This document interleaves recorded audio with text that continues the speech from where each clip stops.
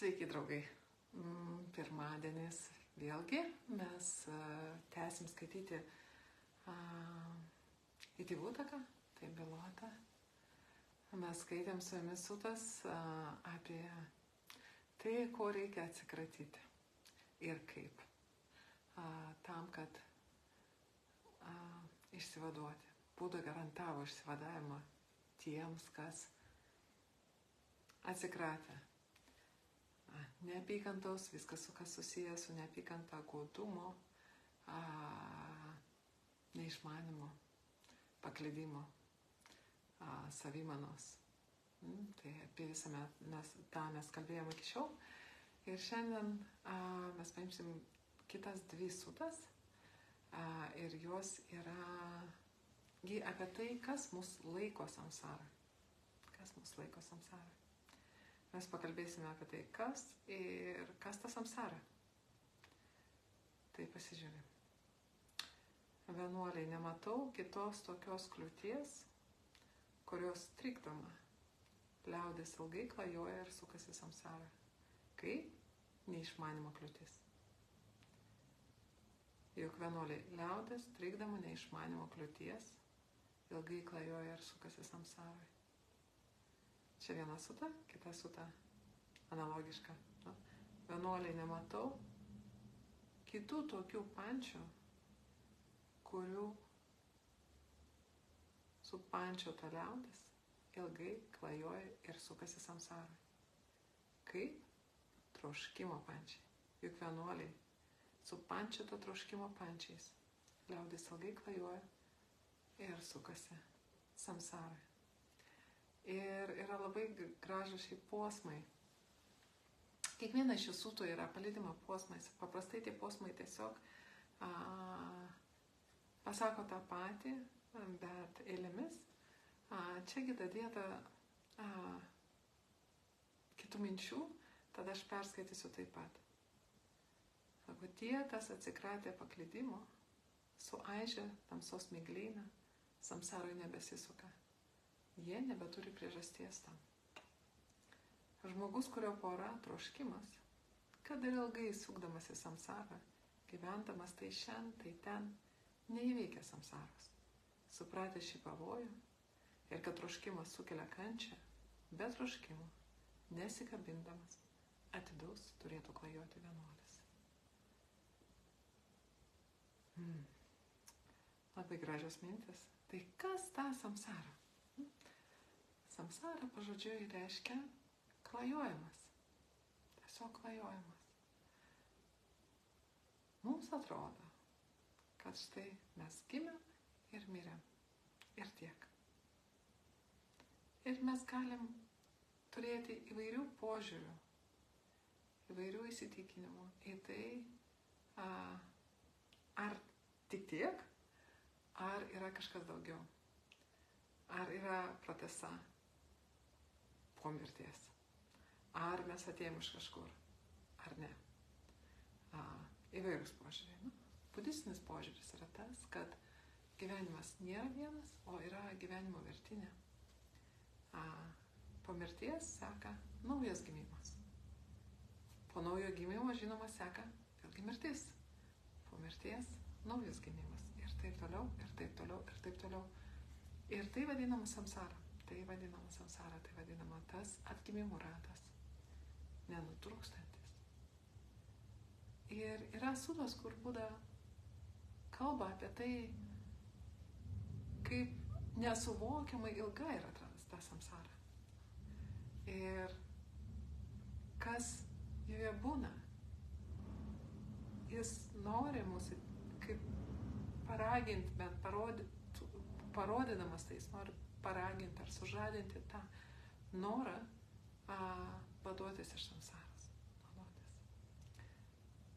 Kai mes to nežinom, kai mes to nematom, mums gali atrodyti, gal visai ar nieko, bet pavyzdžiui, yra visas rinkinys sutų apie samsaros ilgį Samyutta Nikaja. Ir aš, kai baigsis šitas video, aš padėsiu nuorodą kur jūs galite pasiskaityti visas tas sutras. Jos šiaip labai gražios, man labai patinka. Ir Buda lygino, kiek ilga yra viena era. Viena era, tai sakykime, nuo, ką mes laikom dabar didžiojo sprogimo, kai atsirado visata, iki to laiko, kai visata pasibaigė. Pagal Budos mokymą tai nėra, kad prasidėjo ir baigėsi ir tiek. Ne, prasideda, plečiasi, po to nyksta ir išnyksta.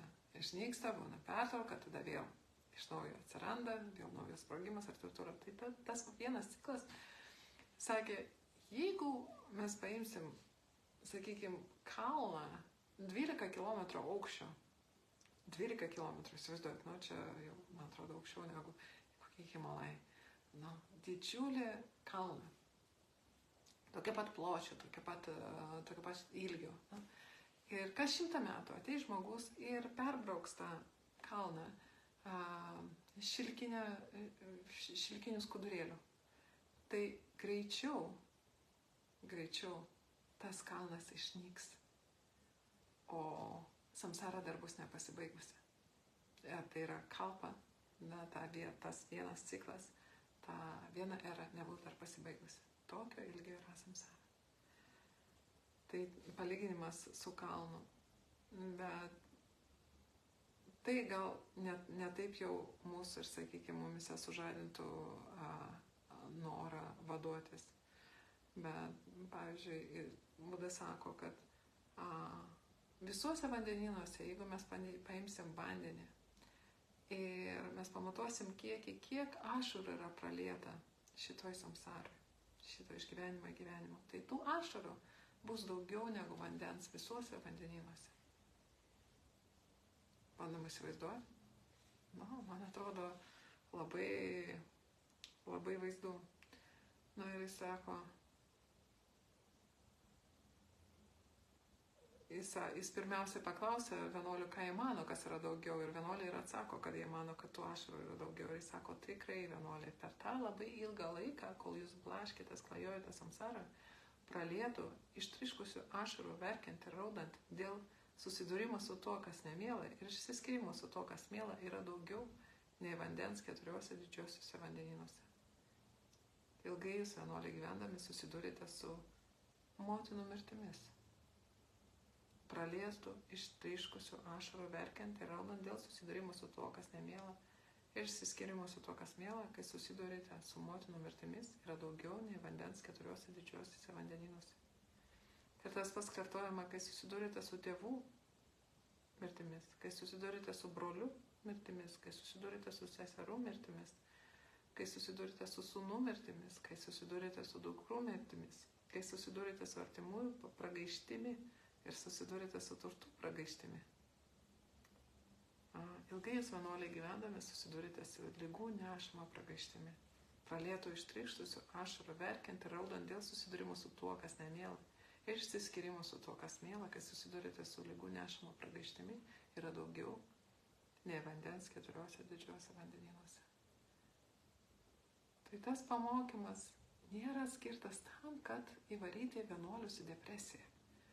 Ir kad jie pradėtų dejoti ir vargti. Ne, tai yra tam, kad sužadinti juose norą iš to judėti. Iš tiesų pašalinti tą neišmanimą. Tos sutras, kurias mes perskaitėm pradžioj. Neišmanimas, kliūdomas neišmanimo būtybės lieka samsara. Ir supančiotos troškimo. Tai tas, pamatyti tą, suvokti tą, kad jau čia tiek yra iš tiesų vandenynai ašarų. Kiek dar reikia vandenynų, kad mums atrodytų, kad gal jau pakaks. Tai matymas, gal nurodymas į tai, kad yra duka, kad samsara negali atnešti galutinio pasitenkinimo. Ir kad štai yra kelias. Ir įmanoma tam yra pabaiga. Ir tam, ko reikia? Pašalinti kliūtinę išmanimą ir troškimą. Troškimą. šitos eilės, kur mes perskaitėm, nu, kad ilgai žmogus, kurio pora troškimas, jo draugas troškimas, kad ir ilgai sukdamas į samsarą gyvendamas tai šiandien, tai ten neįveikia samsaros. Dar Budos laikais ir net nebūtinai netgi tik Budos laikais ir mūsų laikais yra tokių, kurie gal mano, kad samsara turi pabaigą. Ir nesvarbu, ką darysi, galiausiai, kai praeis visos patirtis, kurios ten yra paskirtos, praeis pakankamai laiko, tai pasibaigs, bus išsivaduota savaime. Na, bet Buda sako, nesvarbu, kad ir ilgai tu suksies toj samsaro, jeigu tavo draugas yra troškimas, jeigu tu visada esi su troškimu, tai samsaros neįveiksi niekaip. Ir todėl jisai ragina tą troškimą palikti. Tai ką tai mums reiškia? Nu, kai ką Buda mums nurodo? Į tai, kad jei mes pastebėm, kad kilo troškimas, mes galim suprasti tuom, kad mes sekam iš paskos. Kai mes sekam iš paskos troškimą, mes ką darom? Mes stiprinam įprotį trokšti. Ką tai reiškia?